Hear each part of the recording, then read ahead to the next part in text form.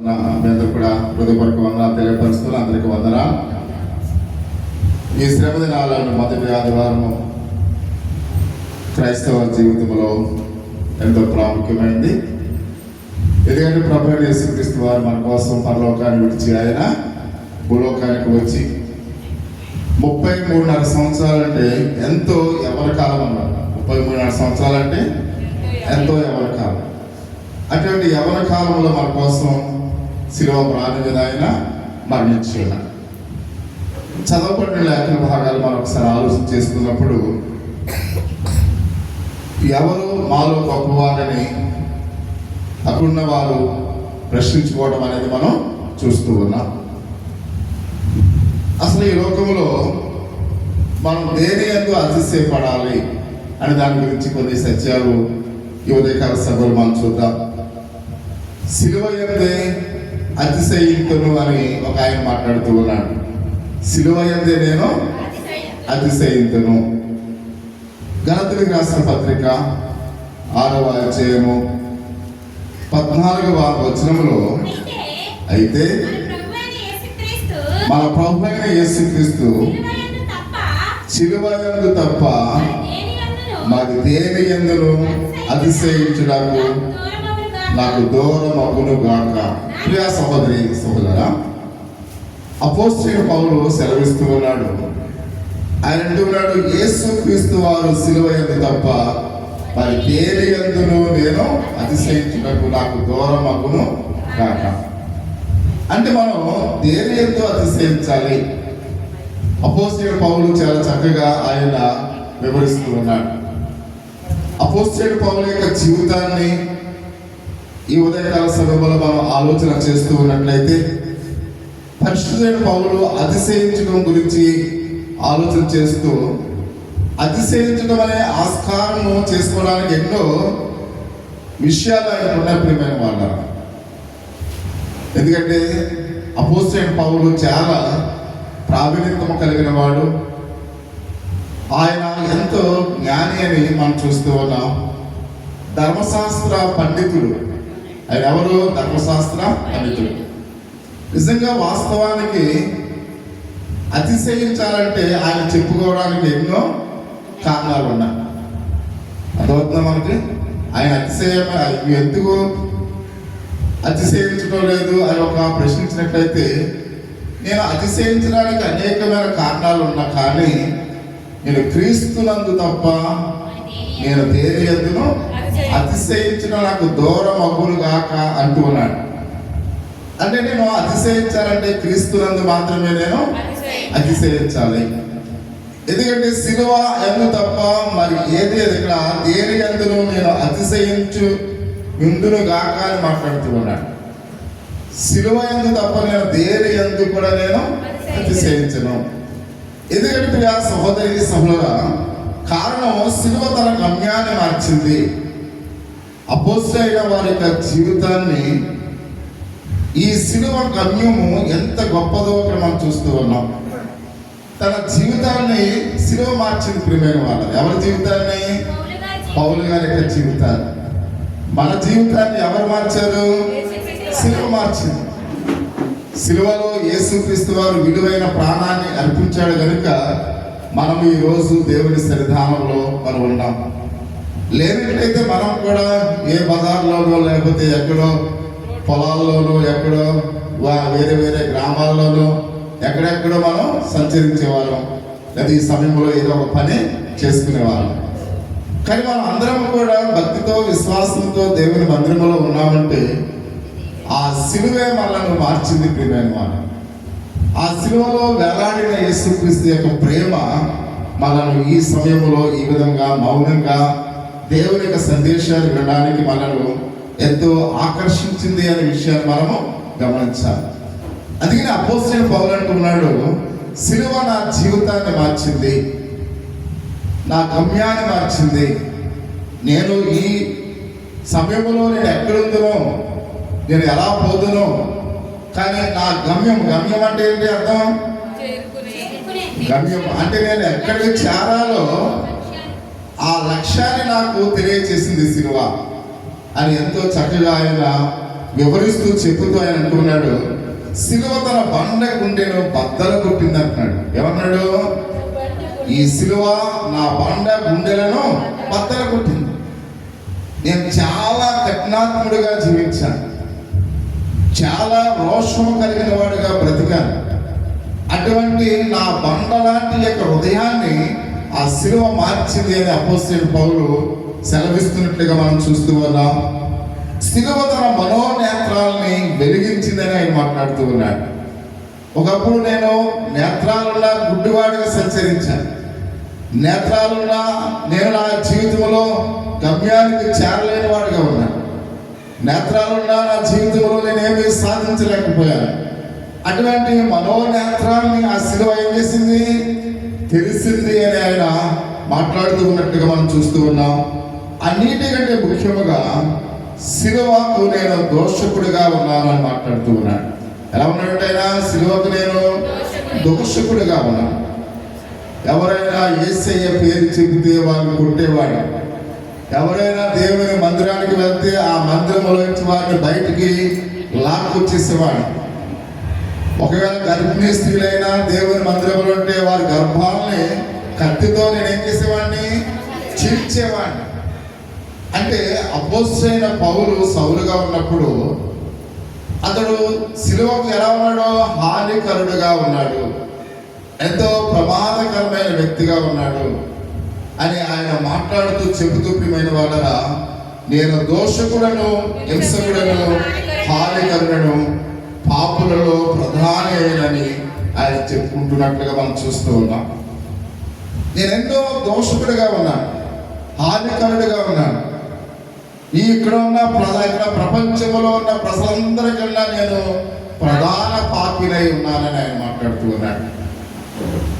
మనమైతే ఏమంటాం? ఉన్న వాళ్ళందరికన్నా నేనే మంచివాడిని చెప్తాం. ఇక్కడ ఉన్న వాళ్ళందరికన్నా నా కుటుంబమే చాలా మంచిది అని చెప్పుకుంటాం. మనల్ని బట్టి మనం అతిశయిస్తాం ప్రియమైన వాళ్ళ. కానీ అపోజిట్ పౌలు అంటున్నాడు, కాబట్టి ఇక్కడ ఉన్న వారందరిలో ప్రధాన పాపినై నేను ఉన్నానని మాట్లాడుతూ ఉన్నాడు. కాబట్టి ఇంతగా మనం ఎప్పుడైనా తగ్గించుకుని ఉన్నామా? అపోజిట్ పౌలు మాట్లాడిన మాటలు మనం ఎప్పుడైనా మన నోట నుండి వచ్చినాయా అని ప్రతి ఒక్కరికి కూడా ఆలోచించవలసిన వారమై ఉన్నాం. పౌలు ప్రభువైన యేసుక్రీస్తు వారి గురించి అతి శ్రేష్టమైన జ్ఞానం సంపాదించుకున్న తర్వాత తన జ్ఞానము వెరితనమని ఆయన మాట్లాడుతూ ఉన్నాడు. ఎప్పుడు మాట్లాడుతున్నాడు? అతడు పరిపూర్ణమైన జ్ఞానాన్ని సంపాదించుకున్న తర్వాత, క్రీస్తు యేసులో ఉన్న జ్ఞానాన్ని అతడు సంపాదించుకున్న తర్వాత ఆయన అంటున్నాడు, నా జ్ఞానము వెరితనముగా ఉంది అని మాట్లాడుతాడు. అంటే దేవుడిచ్చిన జ్ఞానము కన్నా ఈ లోకంలో మనం ఎంతో జ్ఞానవంతులు అనుకుంటాం. నాకే అన్నీ తెలిసని మనం అనుకుంటాం. నాకు చెప్పేవారు ఎవరు లేరని మనం అనుకుంటాం. మూర్ఖంగా వ్యవహరిస్తూ ఉంటాం. కానీ బైబిల్లో అపోజిట్ పౌలు అన్నాడు, ఆయన బైబిల్ జ్ఞానాన్ని పొందిన తర్వాత, దేవుని జ్ఞానాన్ని పొందిన తర్వాత అన్నాడు, తన జ్ఞానము వెరితనమని మాట్లాడుతూ ఉన్నాడు. దేవుని జ్ఞానము కన్నా ఈ లోకంలో ఏ జ్ఞానమైనప్పుడు కూడా దేవుని దృష్టిలో అది ఏమైందంట? వెరితనమై ఉన్నదని మాట్లాడుతున్నాడు. తన నీతి స్వనీతి అయి ఉన్నట్లుగా ఆయన మాట్లాడుతున్నాడు. తన జాతి నిష్ప్రయోజనమైనది అని మాట్లాడుతూ ఉన్నాడు. అంటే తన స్వనీతి నిష్ప్రయోజనం. తన స్వజనులను నమ్ముకుని ఉన్నాను ఇప్పటి వరకు. నా స్వజనులే నాకు బలం అనుకున్నాను, నా స్వజనులే గొప్పవారు అనుకున్నాను. క్రీస్తులోనికి వచ్చిన తర్వాత నా స్వజనులు కాబట్టి నాకు నిష్ప్రయోజనము. ఎందుకంటే మనకు ఒకవేళ మన కులస్తులు అయి ఉండొచ్చు, లేక మన ఇంటి పేరు అయి ఉండవచ్చు, వాళ్ళు ఎన్ని వందల మంది ఉన్నా వారితో రక్షణ అనేది లేదు ప్రియమైన మాట. రక్షణ అనేది యేసుక్రీస్తు ద్వారా మాత్రమే. ఆయన నిన్ను రక్షించేటప్పుడు మీరు ఎంతమంది జనాలు ఉన్నారు, మీ ఇంటి పేరు వాళ్ళు ఎంతమంది ఉన్నారు, మీ కులస్తులు ఎంతమంది ఉన్నారని ఇవి ఏమి కూడా ఆయన వాళ్ళను అడగడు ప్రియమైన వాళ్ళ. కాబట్టి అందుకని అంటున్నాడు, ఇప్పటి వరకు నా కులాన్ని నమ్ముకున్నాను, నేను నా జాతిని నమ్ముకున్నాను. కానీ క్రీస్తులోకి వచ్చిన తర్వాత ఇదంతా కూడా ఏమంటాడైనా నిష్ప్రయోజనము అని. నిష్ప్రయోజనం అనే మాట అర్థం ఏంటి? పనికి రానిది. క్రీస్తు రక్షణలోకి వచ్చిన తర్వాత మన జాతి, మన కులము, మన ఇంటి పేరు ఇవన్నీ కూడా మనకి వాటితో పని నేర్పినమాట. అంత మాత్రమే కాకుండా ఆయన అంటున్నాడు దేవుని యొక్క వాక్య భాగంలో, ఆయన అంటున్నాడు తన బలహీనతలు ఏంది, ఆయన అన్నాడు తన బలహీనత తనకున్నదంతా కూడా వట్టిదే అని ఆయన గుర్తించాడు. మానవుని యొక్క జీవితంలో మనం కూడా ఆలోచించాలి. మనం ఎంత బలవంతులమైనప్పుడు కూడా, అదే సేమ్ టైంలో ఎంత బలహీనులమైనప్పుడు కూడా అది దానివల్ల ఎటువంటి ప్రయోజనము లేదు. చాలా బలవంతుడు అని చెప్పుకోవడంలో ప్రయోజనం లేదు, నేను చాలా బలహీనుడు అని చెప్పుకోవడంలో ప్రయోజనం లేదు. కాబట్టి అపోస్తలుడైన పౌలు ఈ రెండు విషయాన్ని కంపారిజన్ చేసుకుని నేను దాని యందు నేను ఏమాత్రం కూడా ఇక్కడ చూసినట్లయితే ఇష్టపడలేదని ఆయన మాట్లాడుతున్నాడు. వాటిని గుర్తించినట్టుగా పరిశుద్ధ గ్రంథంలో అయితే మనం చూస్తూ ఉన్నాం.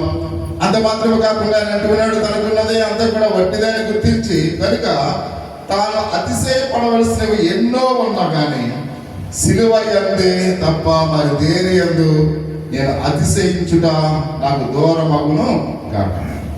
నిజంగా వాస్తవంగా అతడు అతిశయించాలంటే ఎన్నో ఉన్నాయి, కానీ దేని యందు కూడా నేను అతిశయించను, కానీ సిలువ యందు తప్ప నేను దేని యందు కూడా నేను అతిశయించను అని పరిశుద్ధుడైన పౌలు సెలవిస్తున్నాడు.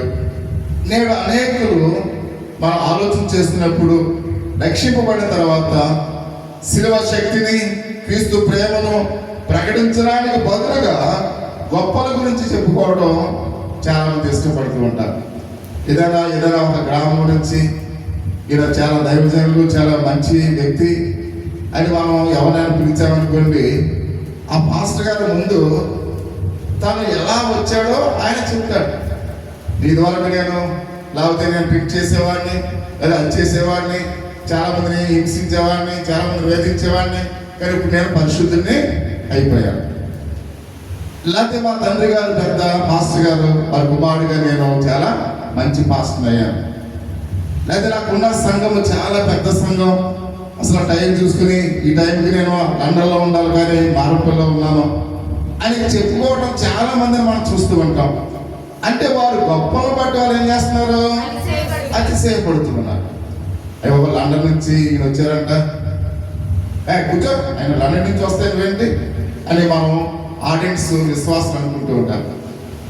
కాబట్టి ఈరోజు నేను చాలా నలిగిపోయాను, 4-5 సంవత్సరాలు నేను వాకింగ్ చెప్పి ఇక్కడికి వచ్చానంటే బాబాయ్ ఆయనకు అసలు తిరిగి లేదు అని ఇలా అనుకోవటం మనం చూస్తూ ఉంటాం. అంటే ఆ సేవకుడు క్రీస్తుని బట్టి కాకుండా తన్ను తాను అతిశయపడుతూ ఉన్నాడు. ఎవరైనా సాక్షి చెప్పమన్నా అంతే, మేము గొప్పవాళ్ళం అని చెప్పడం మనం చూస్తూ ఉంటాం. కానీ మన సాక్ష్యంలో సెంటర్ పాయింట్ ఎవరు ఉండాలి? క్రీస్తు ఉన్నారు. ప్రియమైన వారు, క్రీస్తు ద్వారా నా కుటుంబం ఇలా ఉంది, క్రీస్తు ద్వారా ఈ యొక్క సమయంలో నేను ఇక్కడ ఉన్నాను. సాక్ష్యం అంటే మన గొప్పలు చెప్పుకోవడం కాదు, ప్రతి ఒక్కరం కూడా. వాక్యం అంటే పాత్రికారులు వాళ్ళ గొప్పలు చెప్పడం కాదు. కాబట్టి ఈ గొప్పలు చెప్పుకునే మాస్టర్ గారైనా, సాక్షి చెప్పే విశ్వాసులైనా తాము అతిశయపడే కారణాలు చెప్తున్నారు తప్ప క్రీస్తుని బట్టి ఎవరు కూడా చెప్పలేదు.